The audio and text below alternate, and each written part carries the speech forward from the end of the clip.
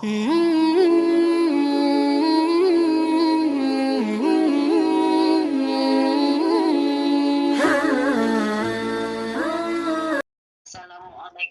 warahmatullahi wabarakatuh. Alhamdulillahirabbil alamin. Wassalatu wassalamu ala asyrafil anbiya'i wal mursalin. Sayyidina Muhammadin wa ala alihi wa ashabihi ajma'in. Rabbi shrah li sadri wa yassir li amri wahlul 'uqdatam min lisani yafqahu qawli. Amma ba'du. Pertama-tama yang sama-sama kita hormati guru kita Bapak Ustadz Awang Abdul Razak selaku pimpinan dan pengasuh Majelis Dzikir wa Ta'lim Riyadhah Firqatul Mujahidin. Dan yang kami hormati hadirin jamaah kajian Ba'da Subuh pada pagi hari ini. Puji syukur alhamdulillah, marilah senantiasa kita panjatkan kehadirat Allah Subhanahu wa taala atas limpahan rahmat, taufik, hidayah dan inayahnya pada kita semua, di mana sampai saat ini kita masih dapat hadir dan berkumpul bersama-sama di link majelis Thalabul Ilmi kajian Ba'da Subuh Kitab Al-Hikam. Tak lupa salawat dan salam semoga Allah mencurahkan pada junjungan kita Habibullah Nabi besar Muhammad sallallahu alaihi wasallam beserta keluarga, sahabat, zuriat, dan kepada kita semua serta kepada seluruh umatnya yang mana beliau adalah Nabi yang membawa syafaat Allah, dan mudah-mudahan kita selaku umatnya mendapat syafaatnya di yaumil akhir. Amin ya rabbal alamin. Hadirin yang dirahmati Allah, marilah kita mulai pengajian pada pagi hari ini dengan mengucapkan basmalah. Bismillahirrahmanirrahim. Dilanjutkan dengan acara berikutnya, yaitu penyampaian dan penjelasan mengenai isi kajian Ba'da Subuh kita hari ini, Jumat 14 Juni 2024, mengenai kitab Al-Hikam, hikmah ke-64.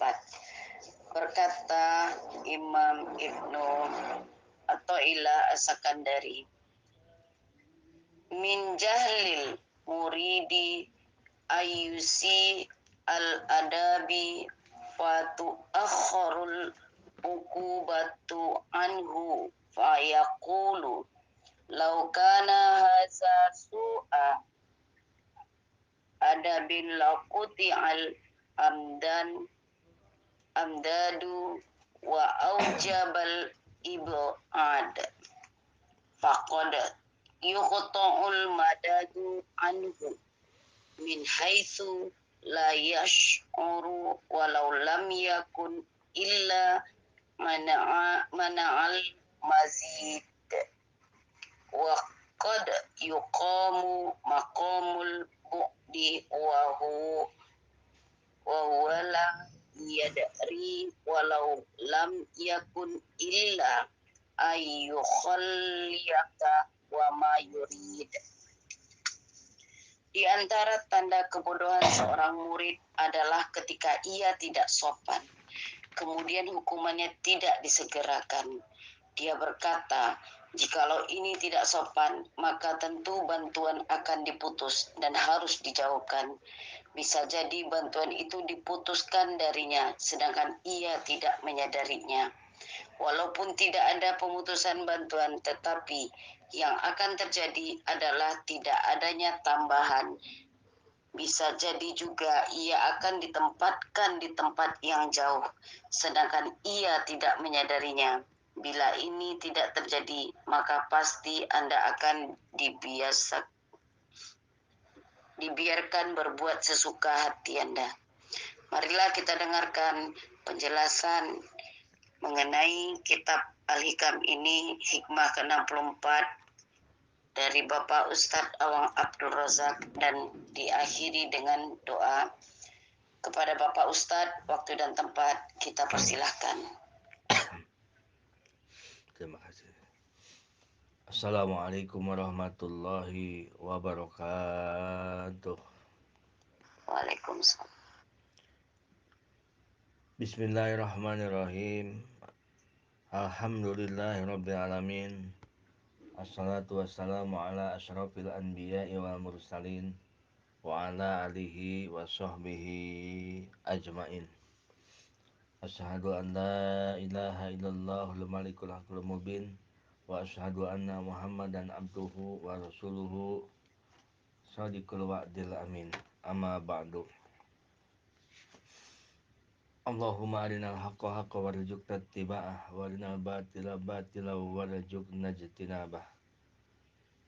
Ilahi anta maqsudi walidoka matlubi a'tini mahabbataka wa ma'rifatak liridho illahi ta'ala wa li syafaati rasulillahi sallallahu alaihi wasallam ila hadrati Syekh Ibnu Athaillah As-Sakandari wa Syekh Abdullah As-Sarqawi Al-Khalwati wa jami'i mu'alifi hadil kitab bisarhil hikam nafa'anallahu bihim wa bi ulumihim wa bi barakati amalihim. Al-Fatihah. A'udzubillahi minasyaitonir rajim. Alhamdulillah. Iyyaka na'budu wa iyyaka nasta'in. Shiratal mustaqim.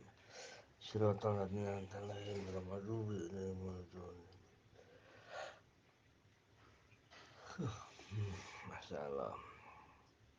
Bismillahirrahmanirrahim. Min jahlil muridi ayyusi al-adaba fatu'akharul uqubatu anhu fayaqulu law kana hada su'a adabin laqatal imdad wa jabal ibad.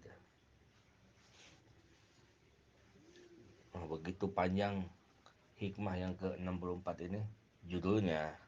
Kalau penjelasannya tidak begitu panjang, karena kalau disingkat, maksud dari hikmah 64 ini adalah menceritakan tentang adab.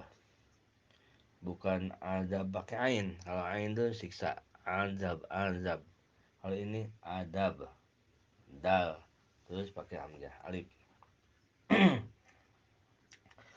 Min jahlil muridi, sebagian dari kebodohan seorang murid. Nah, sebagian dari kebodohan seorang murid. Murid itu siapa? Murid itu adalah, kemarin udah dikasih tahu, murid itu adalah orang-orang yang dia di bawah bimbingan seorang guru mursyid. Itu murid namanya. Bukan murid-murid model ini ibu-ibu sama Pak Ustadz. Pak Ustadz gurunya, ibu-ibu murid. Bukan begitu maksudnya. Ini tentang menceritakan tentang ilmu tasawuf. Bukan murid-murid guru sekolah terus sama muridnya. Bukan itu. Murid itu man arada at-taqarruba ilallah bi islahi halihi wa bil istiqamati ala siratihi bi taujihin syaihin alimin rabbaniyin. Itu murid namanya. Jadi murid itu adalah seorang murid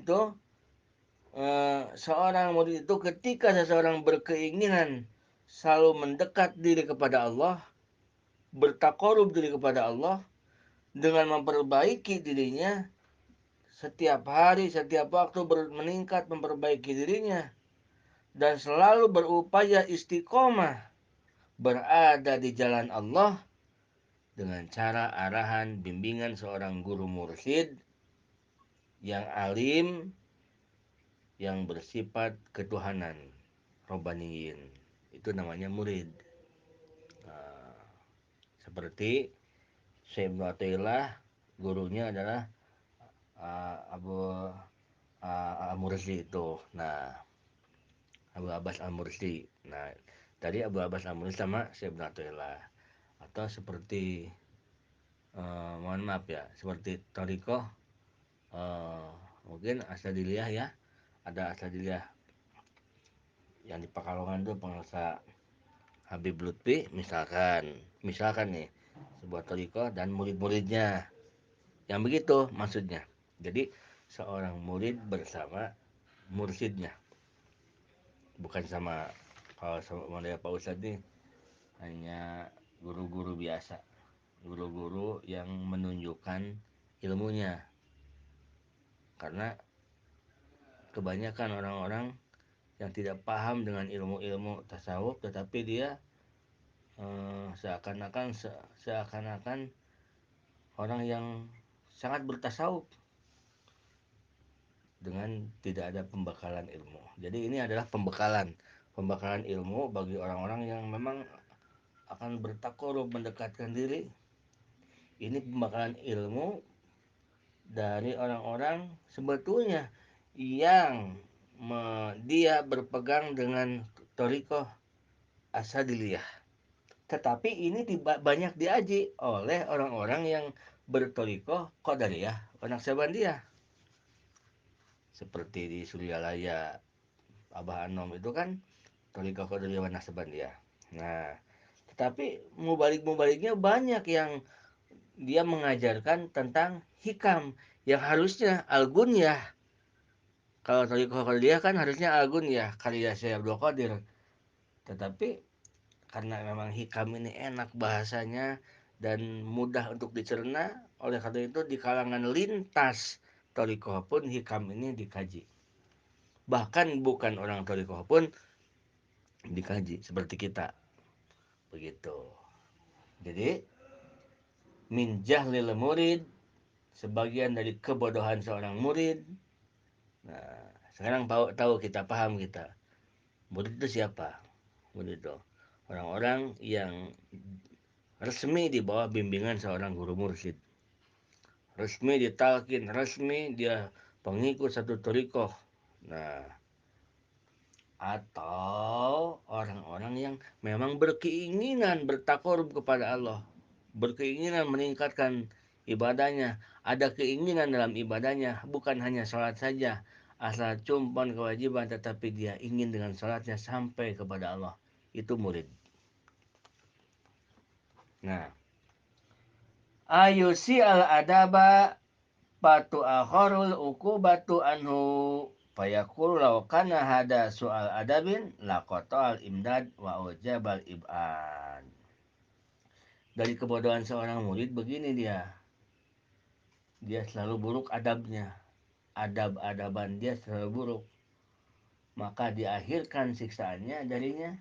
Ia berkata, apabila yang saya lakukan itu su'ul adab, tentu Allah putuskan pertolongannya dariku. Dan tentu Allah menempatkanku di golongan orang-orang yang jauh darinya. Nah, jadi ini prasangka seorang murid yang salah. Laukana hada su'a adabin laqata'al imdadu wa ujabal ibad. Faqad yuqta'ul madadu anhu min haitsu la yasulu. Padahal telah diputuskan pemberian Allah dari sekira-kira ia tidak tahu.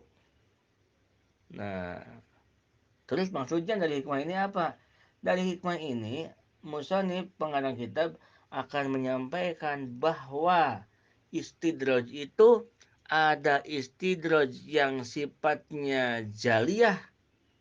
Nah, di dalam kitab At-Tanbih karya Syekh Asy-Syarqawi, dalam kitab At-Tanbih Syarah Hikam At-Thaiyah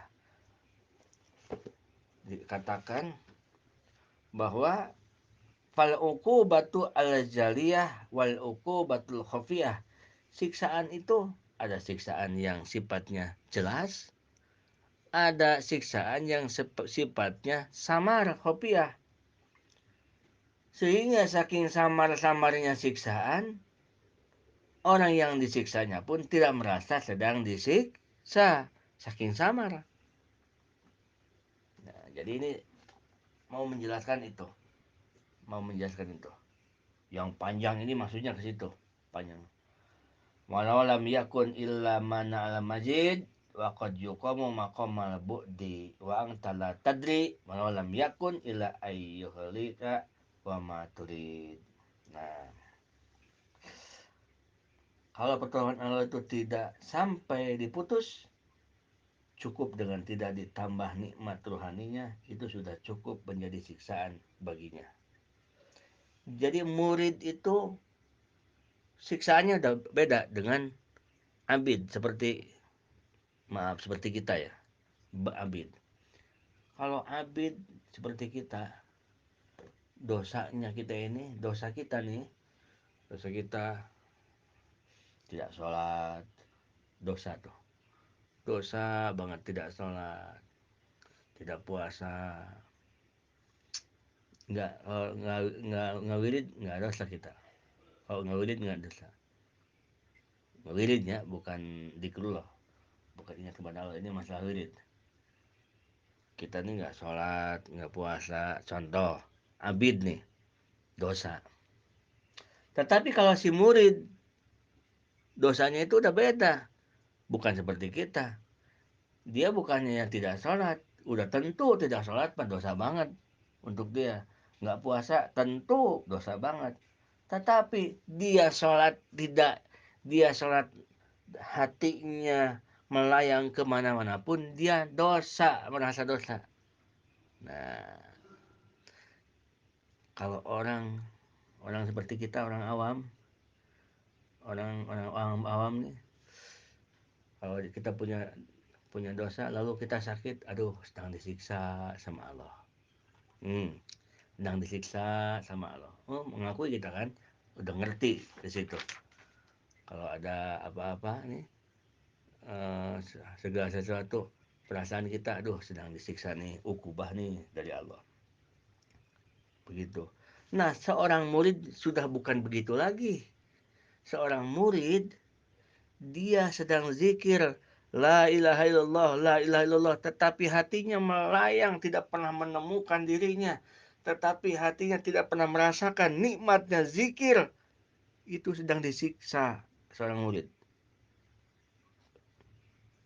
Paham? Ada paham Ibu?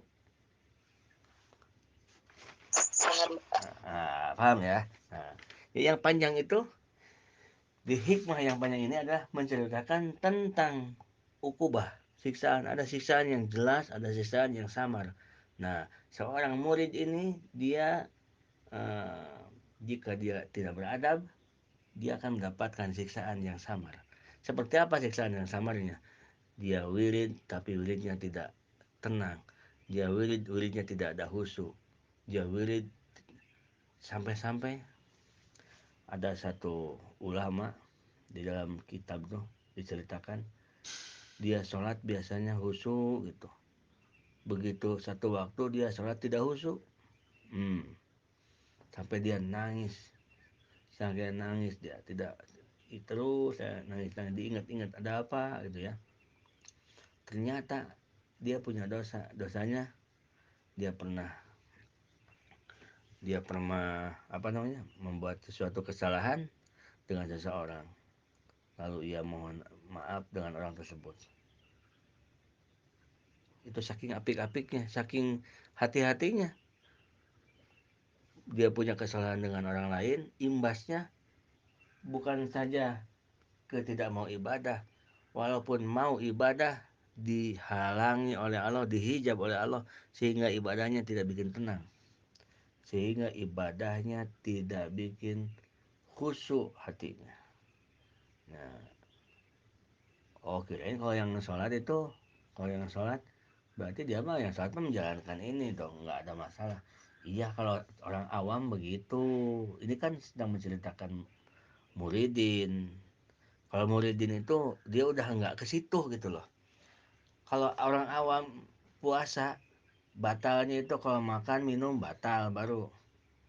Jima di siang hari dengan istri batal baru gitu kan. Nah, kalau si muridin ini dia melihat yang memang tidak senonok, yang tidak boleh dilihat, sudah nangis dia, batal. Mendengar sesuatu yang memang bukan untuk harus didengar, sudah batal dia. Seperti itu. pada itu. Jadi tingkatannya udah mulai apik banget, hati-hati banget begitu. Ini bagian istidraj yang ada yang jaliyah yang jelas, ada istidraj yang khofiyah yang samar.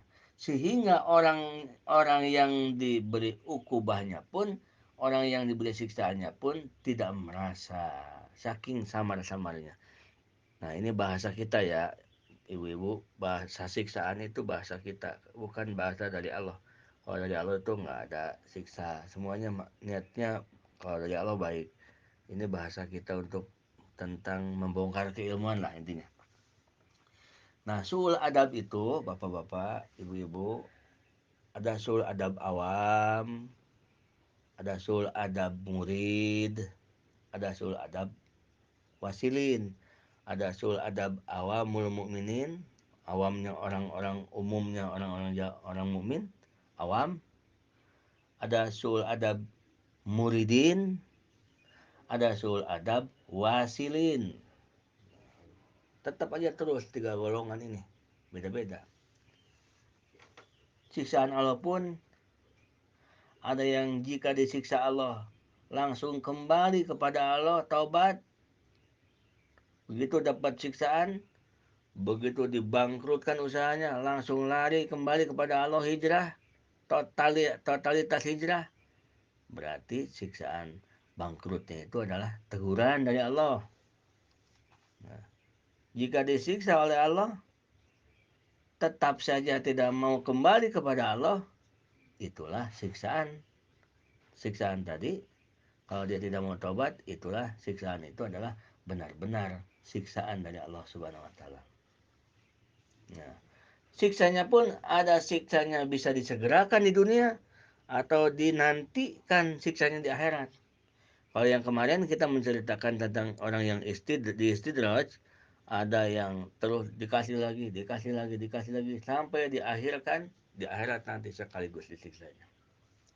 Nah, misal siksaan yang disegerakan di dunia nih terbagi dua. Siksaan yang disegerakan di dunia juga ada yang jelas dan ada yang samar. Yang jelas tidak pernah tobat dari dosa, dia sakit. Tidak pernah tobat dari dosa, dia kena musibah.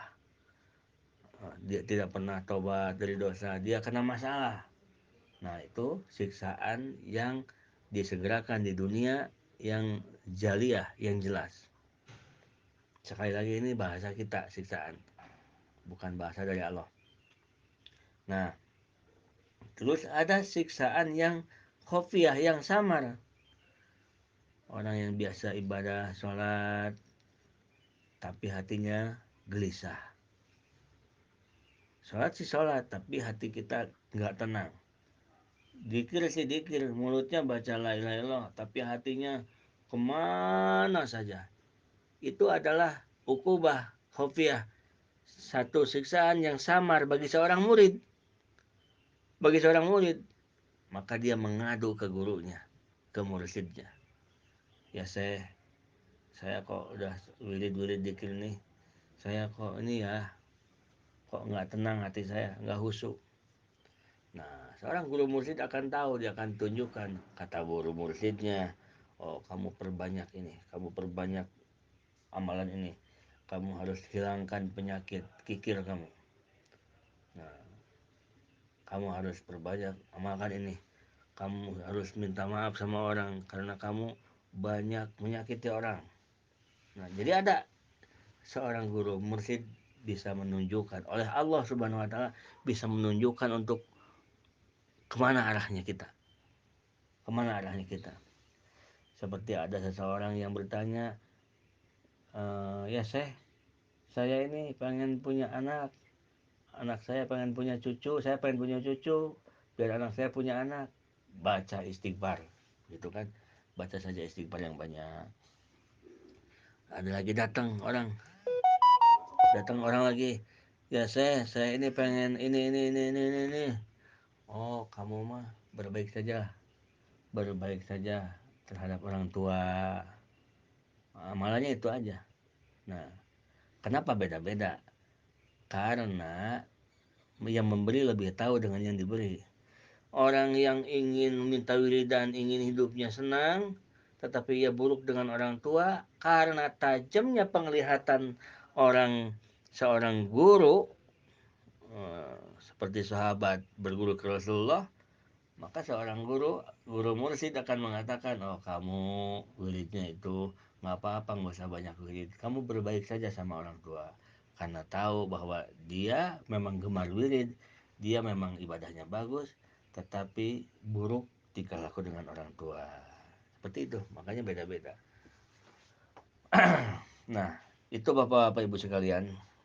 Jadi ini sedang menjelaskan tentang ukubah terhadap si murid, yang mana dia sedang diberikan peringatan oleh Allah Subhanahu wa taala, tetapi dianya pun tidak merasa. Kata dia, laukana hada su'al adabin laqatal imdad. Kalau memang ini su'ul adab, ya pasti tidak akan ada pemberian-pemberian Allah dong. Tapi kan tetap aja pemberian Allah itu ada. Kata dia begitu.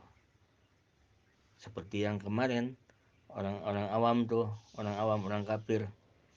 Kalau Allah, kenapa kamu sholat, sholat, sholat aja, lagi jualan dikit-dikit sholat, dikit-dikit sholat, kapan mau dapat duitnya? Saya lihat tuh, saya nggak pernah sholat, nggak pernah apa-apa, biasa aja duit dapat, apa-apa dapat, hidup sehat. Nah, itu orang kafir, orang awam. Kalau orang-orang muslim, orang yang banyak dosa, seperti itu kata-katanya. Udah diistidrat itu, udah di apa namanya, udah di lingkungan istidraj namanya. Tetapi kalau si muridin ini di istidrajnya, kalau di orang awam dan orang kafir namanya istidraj. Nah, kalau si murid ini dia diukubah, disiksa. Ya. Siksaan si murid ini bukan disiksa dengan kepakiran, bukan disiksa dengan apa-apa, tetapi dihijab hatinya, sehingga dia sholat jadi tidak khusyuk, sehingga dia wirid tidak khusyuk. Seorang murid akan merasakan bahwa dia sedang ada dalam hijab, ada dalam Allah tidak menyukai dirinya, tidak senang, tidak sedang baik-baik saja Allah terhadap dirinya. Kalau dia wirid tidak khusyuk, dia sholat tidak khusyuk. Kalau kita mah nggak ada perasaan begitu, sholat khusyuk biasa aja, biasanya juga nggak khusyuk. Justru kalau sholat khusyuk aneh kita mah. Karena apa? Karena biasanya juga nggak khusyuk kan begitu. Kalau kita mah wirid nggak inget juga, hati nggak khusyuk, udah biasa aja. Karena apa? Dan memang kebiasaan kita begitu. Justru kalau kita wirid khusyuk aneh. Nah, kenapa beda? Ya beda. Itu kan murid. Ini kita awamul mukminin disebutnya. Orang umum, orang awam. Tetapi kita ingin menjadi seorang murid. Begitu. Oleh karena itu dipelajarilah ilmu hikam. Hikam ini. Begitu Bapak-bapak Ibu-ibu. Tetapi kalau dipanjangkan sangatlah panjang, sampai ada ciri taufik, ciri Allah menghinakan. Insya Allah nanti satu waktu di hikmah yang lain nanti diselip-selipkan, karena Pak Ustadz sekarang ingin pendek-pendek nih bikin rekamannya, soalnya ya begitulah. Jadi mudah-mudahan dengan penjelasan yang singkat ini setidaknya ada titik-titik penerangan penjelasan yang sangat membantu kepada kita bagaimana kita beradab dengan adab-adab yang baik. Karena adab itu ada adab terhadap Allah, ada adab terhadap Allah dan Rasulnya, ada adab terhadap sesama manusia, ada adab terhadap guru. Nah, ada adab terhadap guru. Nanti kalau ibu-ibu ada dengar bahasa begini, zanbul apa? Zanbul ustadi danbun la taubatalahu. Ada bahasa gitu. Dosanya seorang murid terhadap gurunya adalah satu dosa yang tidak ada tobatnya. Susah gitu. Susah untuk tobatnya. Nah, jadi jangan diartikan dipakai dalil oleh kita seperti guru sekolah sama muridnya atau Pak Ustadz sama ibu-ibu. Bukan, itu adalah seorang murid yang benar-benar di bawah naungan mursyid kamil atau apalagi mursyid kamil. Karena beliau mereka seperti sahabat dengan Rasulullah Muhammad Sallallahu Alaihi Wasallam. Hadanallahu wa iyyakum ajmain. Assalamualaikum warahmatullahi wabarakatuh.